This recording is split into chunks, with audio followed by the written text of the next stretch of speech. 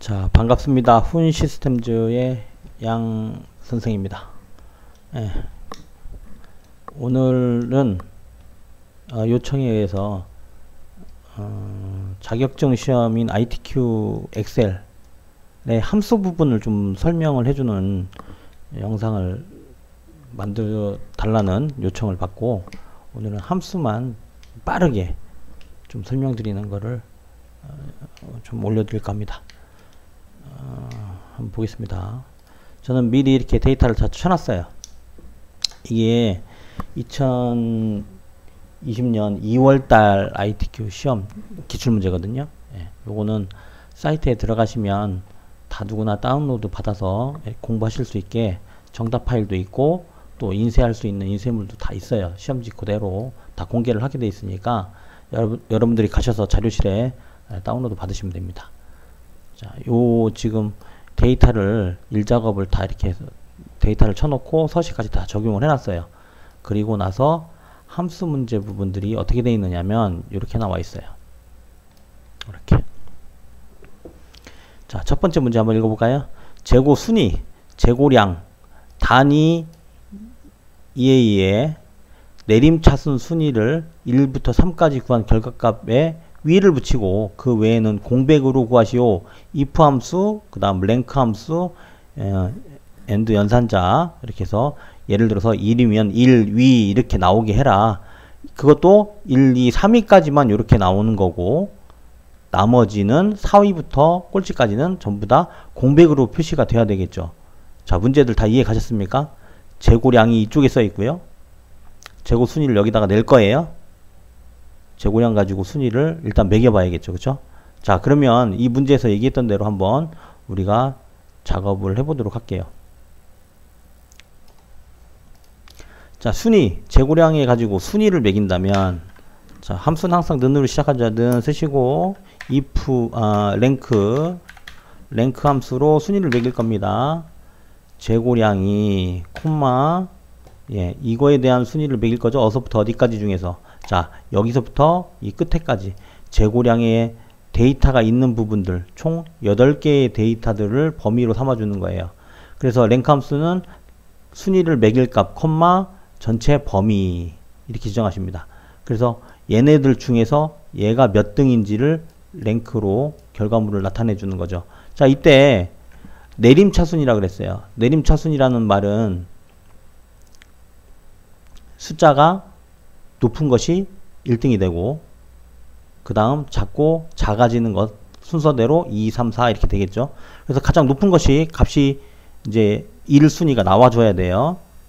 자, 이렇게 해서 괄호 닫고 엔터를 쳐서 요거를 이제 채우기 핸들로 그냥 끌면 값이 이상하게 나오겠죠. 왜냐하면 두 번째, 세 번째, 네 번째 거는 전부 다 이 순위의 뒤에 있는 전체 범위라고 하는 이 범위 부분이 증가가 되면 안 되니까, 채우기 핸들로 끌면은 그렇게 범위들이 증가되니까, 자, 첫 번째 거에 놓고 이렇게 뒤에 있는 범위를 블록 정해서 F4번 키를 눌러주면 절대 참조가 되죠. 절대 참조 해놓고 다시 채우기 핸들 끌면 결과값이 나올 겁니다.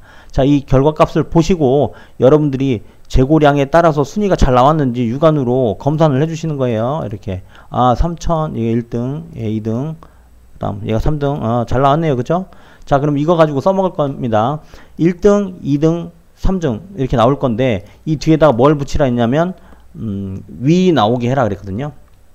그리고 나머지 것들은 전부 다 이제 뭐가 돼야 돼? 공백이 돼야 돼. 1, 2, 3위를 제외하고는. 그러면 위를 붙이는 거는 일단 나중에 하고 1, 2, 3위까지만 나오고 나머지는 공백으로 나오게 한번 해볼게요. 그러면 이제 if 함수를 써서 순위가 3위 안에 들었는지 여부를 판단을 해야 됩니다. if 가로 열고, 자, 이 순위가 나와진 이 값을 뭐랑 비교해 보냐면 3보다 같거나 작거나 같다. 3위 안에 들었다면 3위까지. 자, 여기까지가 if 함수의 뭐가 되죠? 조건 부분이 되는 거죠. 조건 부분.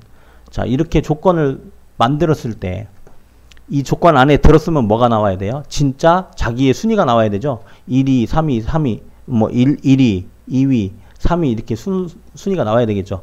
그래서 이 앞부분에 있는 이 랭크의 이 함수를 여기다 다시 한번 써먹는 거예요. 자, 그럼 여기까지 설명하면 다들 헷갈려 하시는 게, 아니, 앞에 랭크를 썼는데 왜 또 여기다 랭크를 쓰냐? 이렇게 생각하시면 안 돼요. 이 앞에 랭크는 조건에 3이라는 숫자와 3이 안에 들었는지 여부를 판단하기 위한 수식이었죠. 함수였죠. 자, 그러면 콤마 썼으니까 이제 여기 뒤에는 뭐가 돼야 돼요? 이 if 함수의 뒤에 참값이죠. 그래서 결과물로 나올 1이면 1, 2이면 2, 3이면 3이 라고 하는 그 숫자가 나와줄 거예요. 얘는 비교를 위한, 얘는 결과값이 출력되기 위한. 자, 콤마 다음 만약에 3 안에 들지 못했다면, 랭크로 구해진 순위가 3 안에 들지 못했다면 뭐가 나와야 되죠? 공백 나와야겠죠.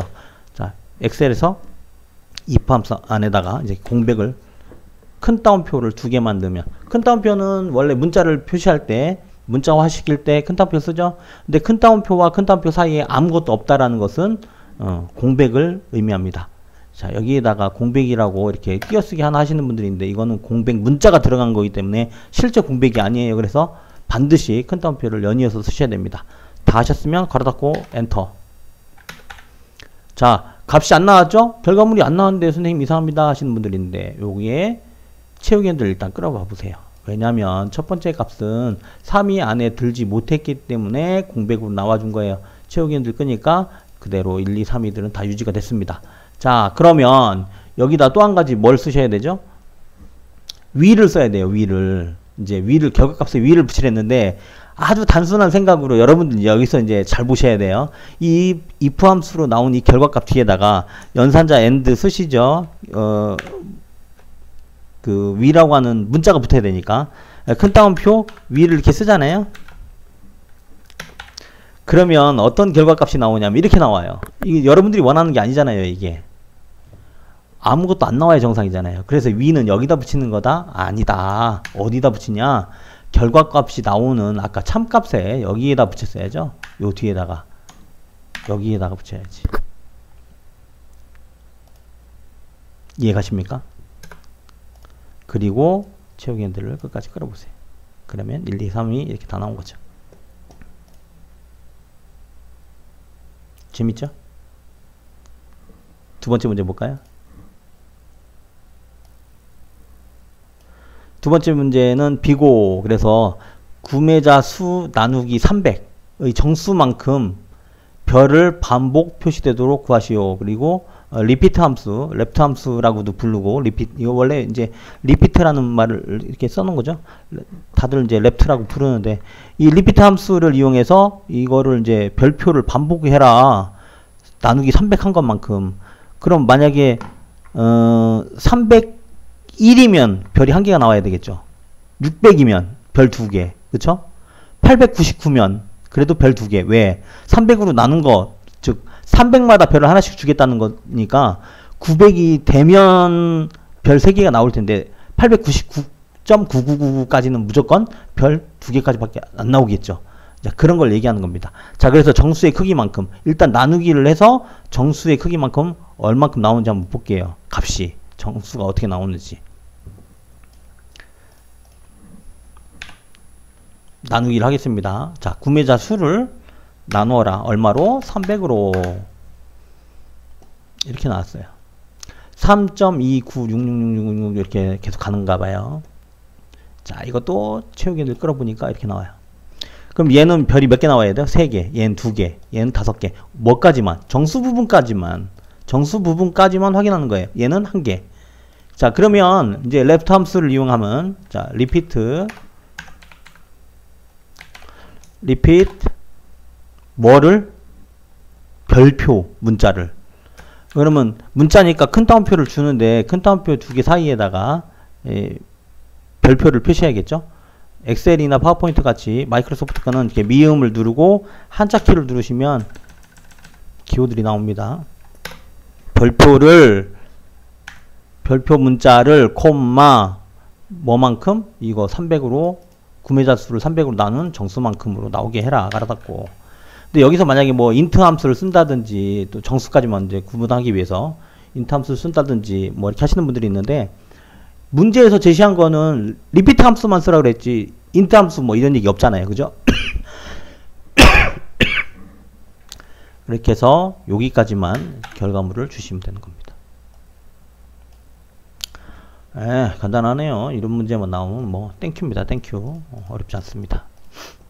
그래서 이제 보시면 이렇게 900명이 넘어가니까 별 3개, 그 다음 1200명 355 1500명 넘어가니까 이렇게 별 5개, 그죠? 이렇게 나오는 거죠.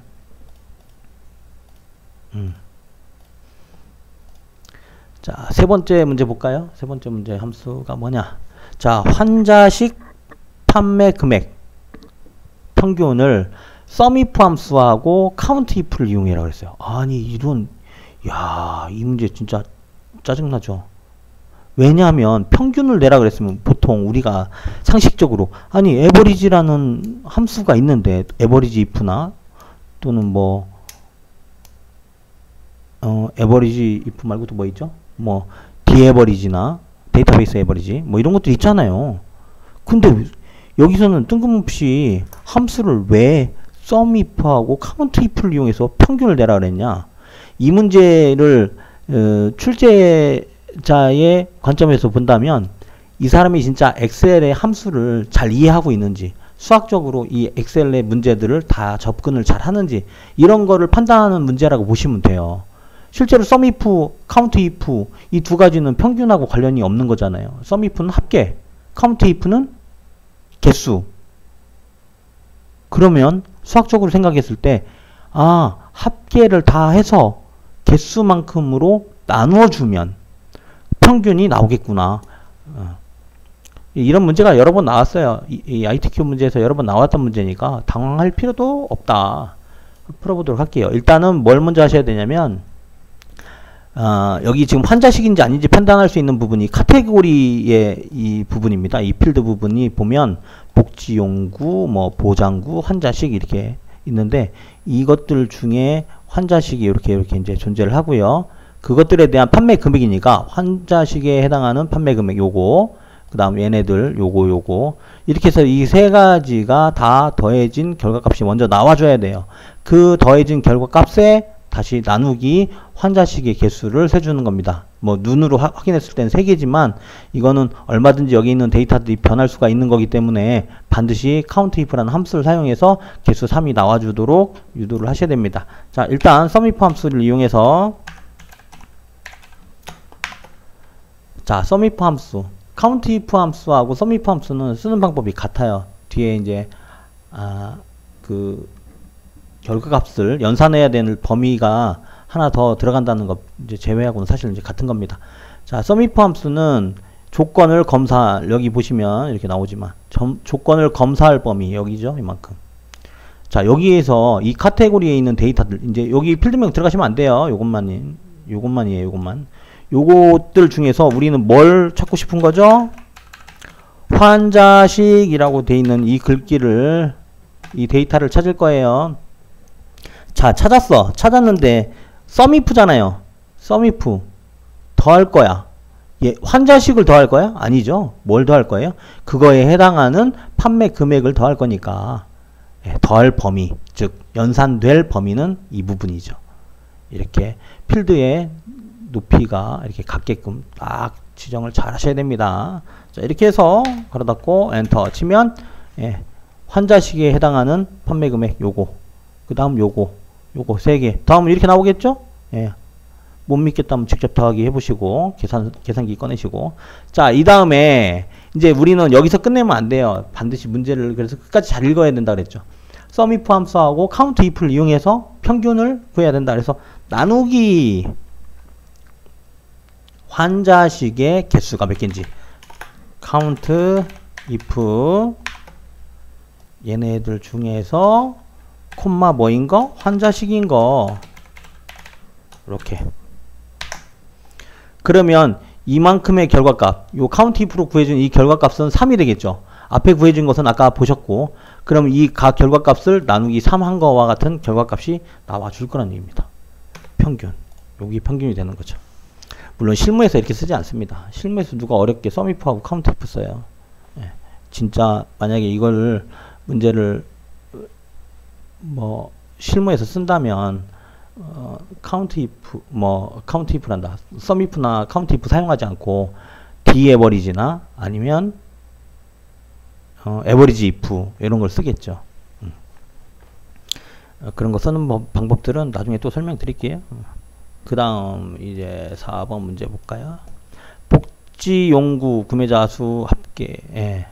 조건은 입력된 데이터를 이용해서 dsum 함수, 데이터베이스 함수 나왔네요. 복지용구 구매자 수.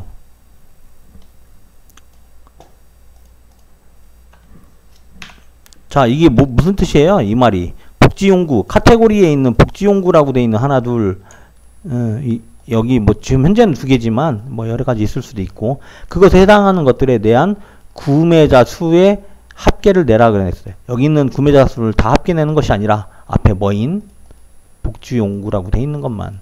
그럼 얘하고 두 가지의 더한 값이 여기 나와야겠네요. 자, 데이터베이스 함수는 쉽습니다. 모든 D가 들어가는 D average, D sum, D count, 뭐 D max, D min 전부 다 이 데이터베이스 함수들은요. 쓰는 방법이 다 같아요. 첫 번째 데이터베이스. 자, 이때는 필드명을 포함한 전체의 범위라고 생각하시면 돼요. 이 문제는요. 항상 여러분들이 여기 내가 문제 푼 부분이잖아요. 이 재고 순위하고 비고. 그래서 데이터, 실제 데이터는 이 상품 코드부터 입고 일의 끝까지 여기까지입니다. 이 전체 범위, 데이터가 들어가 있는 전체 범위를 일단 다 불럭정하셔도, 예, 그렇게 하시면 어떤 문제도 다 풀 수가 있어요. 이 전체 범위, 필드명을 포함한 전체 범위를 첫 번째 조건으로 주시는 거예요. 데이터베이스의 첫 번째 인수로. 두 번째, 필드값. 예, 썸을 어디서 하고 싶은 거예요? 상품 코드, 상품명, 카테고리 뭐 여러 가지 있잖아요. 이 필드명 중에 어떤 거? 구매자 수의 필드명의 데이터들을 합계를 낼 거예요. 콤마 마지막에 조건은 뭔데요? 조건이 여기 구매자 수를 다 더하는 게 아니라 뭐가 뭐인 것만, 카테고리가 복지용구인 것만이잖아요. 그래서 이 이름을 이렇게 블록정해 주시면 됩니다. 여기 이 문제를 이렇게 풀어드리면요. 조금 눈썰미가 있고 집중하신 분들은 바로 나오는 질문이 바로 그거예요. 선생님, 만약에 여기 첫 번째에 있는 값이 복지용구가 아니라 여기가 보장구라든지 환자식으로 이름이 돼 있었다면 여기에 있는 데이터베이스 함수 이 문제 못 푸는 거예요? 라고 질문들을 많이 하세요. 예, 결과론적으로 말씀드리면 못 푸는 겁니다. 문제를 잘못 냈거나. 근데 실무에서는 여러분들이 진짜 이 문제를 푼 것처럼 이렇게 푸시면 안 돼요. 여기에 있는 이 데이터베이스 안쪽에 있는 이 부분에 이 문제의 조건 부분을 여기서 삼아주면 나중에 어떤 문제가 발생하냐면, 이게 실무라고 생각해 보세요, 여러분들. 여기 이 사람 여기 첫 번째에 있는 이 데이터가 복지용구라고 써놨는데, 아이고 나중에 봤더니 내가 이거 오타난 거였어. 그럼 어떻게 해? 이거 보장구로 바꿀 거예요. 보장구로 바꿔서 이 D5 셀을 데이터를 변경하는 순간 여기 있는 값이 이렇게 변합니다. 그럼 나는 분명히 복지용구라 생각하고 값을 찾아놨는데 여기 있는 데이터가 잘못됐다는 이유만으로 고치니까 어떻게 돼? 여기가 보장구에 대한 구매자 수가 나와버리는 거죠. 그러면 이제 나중에 결과물이 엄청나게 큰 차이가 나는 경우가 발생합니다. 그래서 조건은, 데이터베이스의 조건, 사실은 이 데이터가 써져 있는 이 부분의 안쪽에 있는 걸 가지고 조건을 삼는 거는 올바르지 못한 방법이에요. 그럼 어떻게 해야 되느냐? 자, 이거는 다시 복지용구로 바꿔 놓을게요. 원래는요, 이런 데이터베이스 함수의 마지막에 이 조건 범위 부분은 이 표의 바깥 부분에 써주시는 게 좋은 거예요. 그래서 진짜 실무에서 여러분들이 작성하고 싶으면 이 카테고리 복지용구라고 하는 것을 이렇게 바깥에 써놔 주시고, 여기 값은 얼마든지 뭐 변경할 수 있을지언정 얘네들을 조건 범위를 삼아 주셔야 돼. 그런데 이 문제에서는, ITQ의 엑셀의 문제에서는 그런 조건을 어디다 뭐 다른 곳에다 써라 이런 명령이 없었고요. 그리고 그냥 dsum 함수를 이용하라 그랬으니까 이렇게 바깥에다가 다르게 또 쓰는 것 역시도 잘못된 거죠. 그래서 쓰지 않고 그냥 바로 요 데이터를 이용해서 쓰는 겁니다. 이렇게. 실무에서는 이렇게 쓰지 말자. 나중에 오류를 위해서라도. 저는 사실 제가 생각했을 때는 이 데이터베이스의 이 조건 범위를 이 안쪽에다 이렇게 삼아서 쓰는 것을 저는 문제로서 별로 좋다고 보지 않아요. 실무에 가까운 문제라면 이 조건 범위를 어디에다 따로 써라 라고 명령을 내려준다든지 뭐 그렇게 하는 게 맞는 얘기인 것 같은데, 아니면 차라리 뭐 썸이프 문제로 만들든지, 이거는 올바르지 못하고 보는데, 뭐 여러 번 제안을 했습니다만은 아직도 ITQ에서는 이렇게 문제를 그냥 그대로 내고 있네요. 다음 문제 가겠습니다. 5번 문제예요. 두 번째로 많은 구매자 수, 정의된 이름, 구매자 수를 이용하여 구하시오. 자, 앞부분의 문제에서 이름을 정의를 해놨어요. 뭐라고? 구매자 수라고. 이 범위를 구매자 수로 정의하시오라고 문제가 돼 있었거든요. 그래서 구매자 수라는 이름이 바로 요만큼의 범위입니다. 그걸 이용해서 두 번째로 많은 구매자 수를 구하라는 거예요. 자, 눈으로 먼저 확인해 볼까요? 구매자 수 제일 큰 게 어떤 거였어요? 요거 1700, 두 번째가 1605명, 세 번째가 1480, 요거네요. 그죠? 그럼 두 번째인 걸 구해야 되니까 요걸 구해야겠네. 1605, 이게 나와야겠네요. 여기 결과값으로. 최고 높은 거 맥스, 최고 낮은 거 민.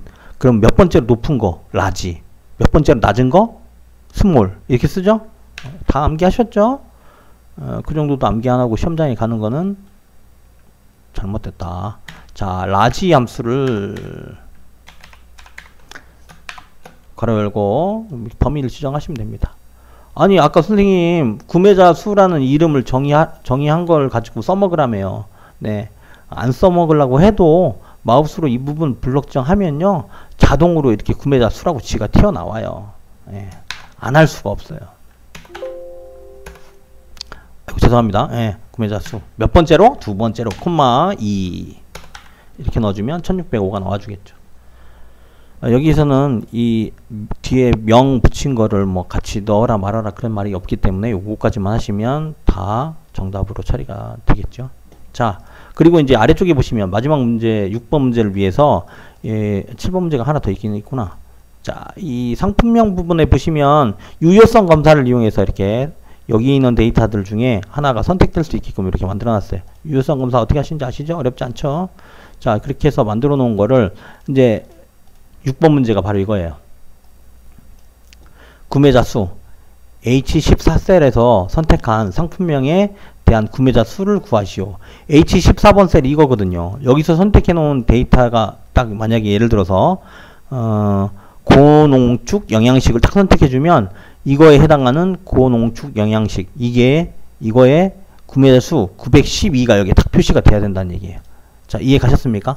그래서 만약에 이거를 제일 위에 있는 매트리스 이걸 선택하면 매트리스에 해당하는 구매자 수 989명이 딱 나와줘야 되겠죠. 야, 이렇게만 하면 봤을 때는 문제가 우와 뭐 그게 자동으로 돼? 또는 뭐 어려운 거 아니야? 이렇게 생각하시는데 함수 뭐 쓰라 그래요? VLOOKUP 함수죠? 예. 버티칼 VLOOKUP 쓰는 방법 VLOOKUP 예, 실무에서도 VLOOKUP이나 HLOOKUP 많이 씁니다. 예. H 홀리젠탈, 호라이즌 할 때 홀리젠탈 H V는 버티칼. 여러분들 왜 창문 가릴 때 버티칼 쓰잖아요. 버티칼 V에. 자, VLOOKUP 함수 첫 번째 찾을 값. 뭘 갖고 찾을 거냐? 이 값에 의해서 나는 뭔가를 찾을 거다. 콤마. 어디서부터 어디까지 중에서. 자, 이 범위는 찾을 값을 기준을 제일 왼쪽으로 두고 범위를 지정하셔야 돼요. 얘가 어디에 있어요? 여기에 있죠. 여기에. 얘네들 중에 하나에 있는 거죠. 내가 선택하는 것이. 그리고 값은 어떤 게 나와요? 구매자 수가 나와줘야 되거든요. 그러니까 구매자 수가 있는 데까지 가주는 거야. 여기죠. 근데 사실 여기서부터는 더 가도 돼요. 더 가도 상관은 없어요. 하지만 내가 필요한 데이터는 사실 어디까지만? 여기까지만 있으면 돼요. 근데 여기까지 하면 돼요? 안 돼요? 그건 또 안 되지. 그래서 이렇게 선택해 주시고 여기까지. 자, 일부러 그럼 되는지 안 되는지 확인하려고 하면 일부러 여기까지 가볼까요? 콤마. 자, V 버티칼이니까 10값을 줘야 돼요. 10값. 내가 지금 범위를 지정한 부분의 데이터에 필드가 몇 개죠? 하나, 둘, 셋, 넷, 5개죠. 5개의 열이죠. 이 5개의 열 중에 어느 열에 정답이 써져 있어요? 내가 갖고 온 정답. 갖고 오고 싶은 정답이 하나, 둘, 세 번째 열에 써 있죠. 세 번째 열에. 그래서 세 번째 열에 있는 값을 갖고 와라. 3, 콤마. 자, 마지막으로 옵션 값을 주는데 0 또는 1을 주게 돼 있어요. VLOOKUP 함수에서 또는 HLOOKUP 함수, lookup 함수에서는 0 또는 1. 0은 딱 일치하는 값을 찾을 때, 1은 근사치 값을 찾을 때. 근데 욕창, 예방, 매트리스, 이런 매트리스라는 이름은 똑같은 값으로만 존재하죠. 비슷한 이름 또는 근사치가 존재할 수 있나요? 없어요. 그래서 이럴 때는 뭘 쓴다? 0. 문자 데이터를 찾을 때는요, 다 0이 될 수밖에 없어요. 뭐 문자 데이터라는 게 근사치가 존재할 수 없기 때문에. 근데 뭐 숫자들 중에 예를 들어서 뭐 950원, 뭐 780원 이런 애매한 숫자들을 100단위로만 써져 있는 그런 데이터들에서 어떤 등급을 찾는다든지 그럴 때는 이제 2를 쓰셔야 되거나 또는 생략을 하셔야 돼요. 자, 그래서 옵션 값은 0, 이거는 이제 생략이 불가능해요. 반드시 0을 써주셔야 됩니다. 안 쓰면은 1과 같아요. 그러다고 엔터. 자, 그러면 이렇게 나온 결과값이 진짜 잘 작동을 하는지 봐야겠죠? 앞에 있는 유효성 검사의 칸을 다른 것들로 이렇게 선택했을 때 자동으로 값이 변하는지 보세요. 보시고 진짜 그 값이 맞는지, 아, 고단백 영양 푸딩은 605명 맞네. 또 다른 것도 한번 이렇게 선택해 보시는 거예요. 오류 값이 안 나오는지. 그래서 모든 값이 다 잘 찾아졌으면 이제 다음 문제로 넘어가시면 되겠습니다. 이거는 함수 문제는 아니지만 조건부 서식 문제 풀어보도록 할게요. 7번. 조건부 서식의 수식을 이용하여 구매자 수가 1000 이상인 행 전체에 다음 서식을 적용하시오. 글꼴은 파란 굵게 이렇게 되어 있습니다. 이 문제는 사실 난이도가 좀 있는 문제예요. 조건부 서식을 많이 공부하고 전체적으로 다 이제 수식이나 또는 절대 참조, 상대 참조, 혼합 참조 이런 것까지도 다 빠삭하게 이해를 하고 있는 사람이 사실 문제를 풀 수 있는 문제인데, 여러분들은 대부분 다들 암기해서 시험장에 가시겠죠? 자, 이 문제 한번 풀어볼게요. 구매자 수가 1000 이상인 행 전체에 글꼴이 굵게 그리고 파랗게. 일단 조건부 서식을 적용하실 때는요, 뭘 염두에 두시냐면 범위를 어떻게 지정하느냐예요. 범위를 이렇게 지정하고 이제 시작하시는 분들 계시고 이렇게 다 지정하시는 분들도 있는데 아니에요. 조건부 서식에 그 조건을 가지고 검사를 하는데 만약에 참의 결과값이 나왔다면을 가정을 해서 서식이 적용될 가능성을 가진 범위, 즉 여기는 첫 번째에 있는 이 필드명은 서식이 적용될 가능성이 있어요, 없어요? 없죠. 없죠. 구매자 수가 1000인 이상인 것들만 그 행에 대해서 전체가 색깔하고 굵게 들어가야 되니까 얘는 아니에요. 그럼 얘도 아니에요. 즉 진짜 온전한 데이터들, 레코드들은 여기에 있는 거죠. 여기에 이만큼 B5번 셀부터 J12까지 요 데이터들이 조건에 맞았다면 서식이 적용될 수 있는 가능성을 가진 데이터들이에요. 그럼 여러분들이 나중에 이제 검산을 할 때도 여기 989명이지만 여기 값을 1000으로 변경했을 때 이 데이터, 이 5번 행에 있는 이 데이터는 색깔이 들어가야 된다, 안 들어가야 된다? 당연히 들어가야 된다. 나중에 이건 이제 확인시켜 드릴게요. 그래서 이렇게 블록 지정해 놓고 시작하시는 겁니다. 조건부 서식, 홈에 이제 조건부 서식 이용해서 제일 밑에 보시면 이 새 규칙 요걸 이제 이용하시면 이렇게 창이 열려요. 새 규칙으로 수식을 이용해서 서식을 지정할 셀을 결정할 겁니다. 자, 수식은 뭘로 시작한다고요? 는으로 시작한다. 자, 뭐가? 구매자 수가. 자, 구매자 수는 얘 하나를 대표로 찍어주는 겁니다. 어차피 범위 지정 다 했으니까 얘를 한 개를 찍어주면 자동으로 이렇게 달러 표시가 2개 들어간 절대 참조 형식으로 들어갈 거예요. 자, 근데 이 절대 참조 형식에서 얘 하나만 검사하고 끝날 거냐? 아닙니다. 요거 다음에 요거, 그 다음에 요거, 이렇게 다 하나씩 내려가면서 다 검사를 해야 되거든요. 그렇죠? 그래서 여기서는 F4번을 한 번, 2번 눌러서 이렇게 혼합 참조 형식으로 2열은 FGH로 넘어가지 않게 그대로 달러가 유지가 되고 5 앞에 있는 달러가 없어지게끔 F4번을 2번 눌러서 이렇게 달러 25 이렇게 들어가게 해주셔야 돼요. 그러면 5라는 거 앞에는 달러가 없으니까 6, 7, 8, 9 하나씩 넘어가 줄 건데 이 앞에는 $PC가 붙어 있게 되면 EFGH로 넘어가지 않는다는 거죠. 그래서 결론은 이 범위 내에서 요렇게 밑으로 검사가 하나씩 될 겁니다. 이게 얼마? 1000 이상인. 크거나 같다 1000. 자, 이상, 이하, 초과, 미만. 예. 반드시 숙지하고 가세요. 요렇게 나온 결과값을 어떻게 줄 거냐면 서식을